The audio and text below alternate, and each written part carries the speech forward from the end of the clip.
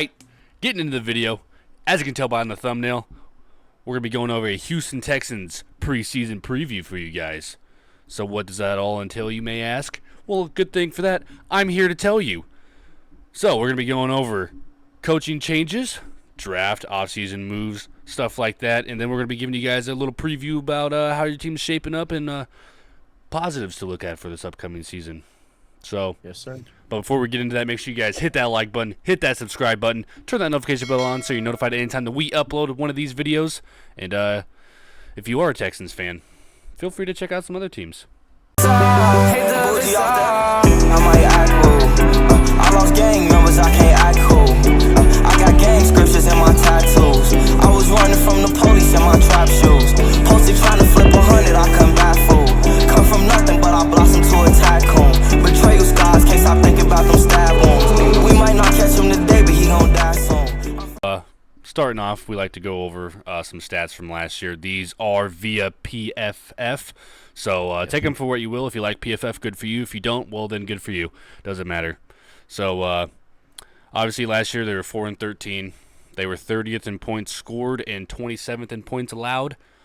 The overall team grade, PFF gave them a 32nd overall. A little harsh, but not really. They were the 30th offense, 30th defense, and the 26th special teams. Here for him. So, very lackluster in all departments, but that's kind of what happens when you have a kind of talent-deficient roster. But I'm going to get into the fun stuff first. I'm going to go with the draft, and you guys kind of fixed that with some of these picks here. Starting off at number 3 overall with Derek Stingley, corner out of LSU. The kind of wild card pick here in the first couple picks of the draft there.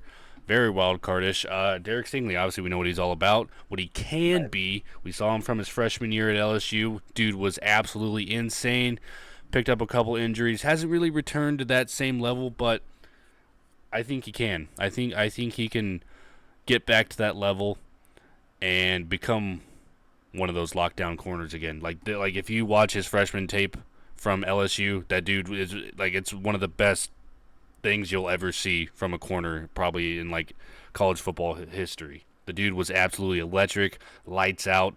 He had like almost a Sauce Gardner-esque to him. So Derek Stingley, wild card pick, but I think it could pay out for him. I think he can get back to that level. I think he can brush off those injuries and make it happen here in the NFL. That freshman tape is probably one of the best quarterback tape footage out there. So. Oh, yeah. Then in this first round again, pick 15, Kenyan Green, guard out of Texas A&M, one of the best guards in the draft. And you guys needed offensive linemen. I mean, it never hurts to have offensive linemen. And Kenyan Green he's a good man for the job, so might as well pick him up. I love that pick. I think he's good. He's good in the run game, very good in the run game. He can also do some pass blocking for you, obviously. But I think he's going to help protect Davis Mills and kind of build up that offensive line, and hopefully can show out in his first year there. I think he has the potential to. I think he'll more than likely be a day one starter. So getting that experience for him, I think he can grow tremendously this season. With either if you guys play good or play bad, doesn't matter. Getting that game time is getting that game time, and I think he can grow this first year. In the second round here, getting Jalen Petrie, safety / corner out of Baylor. Jalen Petrie, super underrated dude. He fell under the radar just a little bit, but he's an athletic guy. If you watch his highlight tapes, he has good tape out there. He's really good. So that is another solid pick on that defense to help bolster that defense with Derek Stingley. So that is also a solid pick. You guys did very good in the draft. Another second-round pick, John Metchi, traded up to get John Metchi, wide receiver out of Alabama, who is also a very good wide receiver. He can be on that Jameson Williams kind of level, but I think he just has some inconsistency problems. When he was at Alabama, he would play lights out for a few weeks and then kind of slow down a little bit, and then up and down kind of guy. But he is very good, and if you can keep him rolling and make him, just feed him the ball. I mean, you got him with Brandon Cooks. Exactly. So you're not going to expect a whole lot from him his first year being paired up with Brandon Cooks so you can still feed Brandon Cooks the ball, and if John Metchi's open, hit him. Yeah. And the best thing about John Metchi, he's not like a true number one, right? Like he's not going to be your starter. Mm-mm. Oh, not like starter, but like your number one guy. Yeah. But he's a very good complementary piece to every offense. Mm-hmm. Like he'll help all the other wide receivers. He'll help that offense. He'll get you those yards and touchdowns that you need sometimes, right? Like he may never be that number one, but he's always going to be like that high end number two kind of thing, which is not a bad pick at all. And it's a really good group right there with Brandon Cooks and then Nico Collins, who had a pretty surprising good year last year, and John Metchi. So I think that's a good pickup. I like that one. And then rounding out the only pick in the third round, you guys got Christian Harris, linebacker out of Alabama. Another solid guy to get in that defense. He can put in work. Alabama linebackers are usually pretty good. Dante Hightower. But I'm just kidding. But that is a good pick. I do like Christian Harris. That is a solid one. He's very athletic. He's very quick on the field. I think one of his issues, he's very bad in coverage. Very bad. He doesn't really understand the coverage scheme. That's the other one. Is it? Yeah, that's the other line. That's the other. Yeah, he's really really smart. He's great in coverage. Oh, because he used to play defensive back. Yeah, you're thinking the other Alabama linebacker. Am I? Yeah. He used to play defensive back. Christian Harris used to play defensive back. Okay, well, scratch that. He's really good in coverage. What am I talking about? Yeah. But he is very fast. He's very athletic, too. He can play sideline to sideline. Okay. I wonder who else I'm thinking of. I could have swore that was him. Guess not. Okay, well, that's actually a good pickup then. Good in coverage, can drop back there, do his thing. In the fourth round, you guys get Damon Pierce, running back out of Florida. You guys need running backs. This guy will more than likely start on your team. I love this pick. He is a beast. The guy is thick. He's strong. He squats like 700 pounds, benches 400. Like, this guy is a freak. He had 13 touchdowns for Florida. He's got some explosion. Like Michael was saying, I think he starts for you guys. Yeah. I'm excited to see him. And then we'll just kind of round out these last three picks here. 5th round, 6th round guys. They'll just be rotational people, if anything. But you guys got Thomas Booker, defensive tackle out of Stanford in the 5th round. Another 5th round pick, you got Tegan Quintorino? Quitorino. There you go. Piano? I think it's Quitorino. Yeah, something like that. Tight end out of Oregon. Sorry if I butchered his name, Texans fans. Maybe you can correct me down in the comments. Yeah. And then Austin Deculus? Well, that's better than what I was going to say. We'll go with it. Offensive tackle out of Oregon as well. Another Oregon lad. Again, let me know down in the comments how you say that. But, yeah, that rounds out your guys' draft. And then here's some undrafted free agents for you. You guys picked up Seth Green out of Houston, Jacoby Francis, DB out of Memphis, Colby Hartful Peel, safety out of Oklahoma State, Jake Hansen, linebacker out of Illinois, and Myron Cunningham, another tackle out of Arkansas, or Arkansas. But moving on, probably just go some coaching changes, right, Mikey? You got the coaching changes? I do have the coaching changes as well. David Cully, however you say it, he's out of there. Don't matter. Forget about him anyways. Garbage. Forget about it. But you know who's in? Lovey Smith. Beast dog. Lovey Smith. How do you feel about Lovey Smith? I don't mind the hire.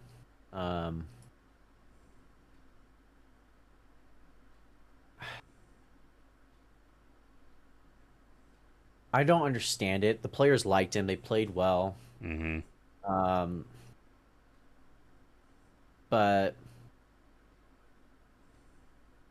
I don't know. We'll see. We'll see what happens, right? Mm-hmm. His 11 years of coaching experience is going to help, right? He's coached for a long time, but I'm not sure. Yeah. I don't want to say anything because I don't want to say anything negative, but I would have kept David Culley. Yeah. I was very curious on why that was the hiring if you're firing David Culley, but I'll just let it go. Yeah, very weird situation there, but Lovey Smith is a new head football coach there, so we'll see what he can do for you guys. And then Tim Kelly is fired as the offensive coordinator. I guess you could maybe say rightfully so, having one of the worst offenses in the league. Who knows? That kind of comes down to having a talent deficient roster. But, anyways, he's out. And then Pep Hamilton got promoted to the offensive coordinator. And Pep Hamilton, he was the quarterback's coach at the Chargers, I believe. And he helped develop Justin Herbert in his, Justin Herbert kind of came out guns blazing anyways in his rookie year. But he was there for Justin Herbert's rookie year, so maybe he can sprinkle some of that magic on Davis Mills. Maybe turn him into Justin Herbert. I don't know about that one, but Hey, you never know what can happen. Rome wasn't built in a day, Gage. yeah, and Justin Herbert was born by God. There's no one that has that arm talent just because they developed it. Justin Herbert can fling that ball like 80 yards on him. Hey, Davis Mills can sling it too.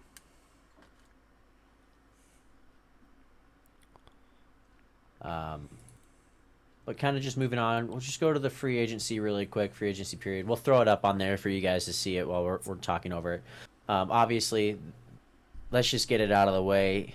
Browns fan here, I talking to you guys. Deshaun Watson traded to Cleveland, 5 years, $230 million guaranteed. You guys got our next three first round picks, right? 2 now. They used one already. Yeah. Originally at the time, the trade looked, pretty good, and then a lot more stuff came out, and it was looking pretty bad. And now it's kind of, calming down, and what's actually going to happen is it looks like right now the latest report, whatever that shiz is going on, it's a whole different thing, is now like 2 to 8. So from never playing again to indefinite to now 2 to 8. And it's just getting smaller every time. So it may not have been a bad trade for both sides. I think it's pretty good for the Texans in this case because you get 3 years worth of first round draft picks, which is really good. And unfortunately, though, it did go to Cleveland for you guys because he was able to pick the place where he kind of wanted to go, and it was Carolina, Cleveland, Atlanta, and Washington were kind of like the last ones that were kind of offering the same package. And obviously, Carolina, Atlanta, and Washington aren't as, built as well as the Browns, so you probably would have gotten better picks. But ultimately, it's not going to be a huge deal. You had 2 first-round picks this year, and for the next 3 years after that, you guys will have that. So all of the talent that Billy O'Brien did his best to absolutely screw you guys with and get rid of all the capital and then get rid of your best players. For some reason, he was allowed to just do that by himself. You guys can get it all back here. So I thought that was a good one. Tyrod Taylor left. Terrence Mitchell left. Vincent Taylor left. AJ Moore left. Justin Reed left on a huge deal to the Chiefs. Jacob Martin left. You guys lost a lot of players. They left for 1-year deals, so not like a huge deal. But now for like the fun part, you guys brought in a guard, AJ Cann, to help on the other side of Green that you guys just drafted. You guys picked up Jerry Hughes, the perennial pass rusher for the Bills, who's been there, done that for years. He's a veteran on the twilight of his career though. Steven Nelson. You guys picked up Marlon Mack, Andy Janovich, MJ Stewart, which I don't know how you guys are going to run. Maybe it'll be a little bit different because the Browns defense is just better, obviously. But I did not understand the Browns letting him go. MJ Stewart is a very good player. He is very versatile. He plays safety, but he can also play that nickel corner, dime corner. He puts his head on the ball really quick. He really doesn't make many mistakes. He doesn't make any great plays, but he doesn't make mistakes. He doesn't miss tackles. He was growing very well into that role. So I hope that he can continue that growth with the Texans, and I think you guys got a good ball player there. Then you guys picked up a bunch of, you guys can see it here. Picked up a bunch of guys that are just going to be on the contract for about a year or two and see what happens there. Nothing major changes. Which then kind of just, that kind of brings like to the end of the, the additions and subtractions, your guys' coach changes, the drafts, kind of brings us to like your upcoming 2022 season and how we feel. Obviously, you guys had that 4-13 record for last year. Mikey, do you think that they get better or worse from that 4-13 record? Yeah, I think by a couple games. I could see them maybe 6 wins. That's not bad. I do like, obviously they lost those few key players in Justin Reed, and you literally just read it out loud. Yeah, obviously Deshaun Watson. Duh. But he didn't really play last year, so losing Justin Reed and Terrence Mitchell on the defense, and then your backup quarterback and Tyrod Taylor. But I think with the additions that you guys brought in, I think you can string a couple more wins together with John Metchi and company.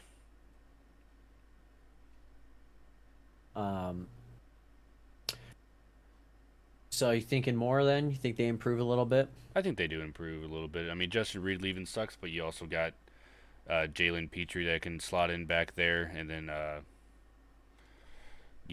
there was another safety, MJ Stewart, that can also play back there. So I wonder if he'll start, because I don't think he should be a starter. I think he's somebody that's like that extra piece in the defense and secondary, but we'll see. I'm in agreement with you. I think that they're going to improve a bit. I think that they had a really bad year last year, but they really weren't set up for success. I mean, your franchise quarterback isn't playing. There's allegations going on. You take Tyrod Taylor, who gets hurt, of course, and then you start in a rookie quarterback that you never thought would see the field, and he actually performs pretty decently for you guys in a crappy situation. yeah. So that brings us to our last point. Do you think Davis Mills could be the franchise quarterback for the Texans? I say yes, and the only reason I say this is because it's the Tyrod Taylor effect. And do you know what I'm talking about?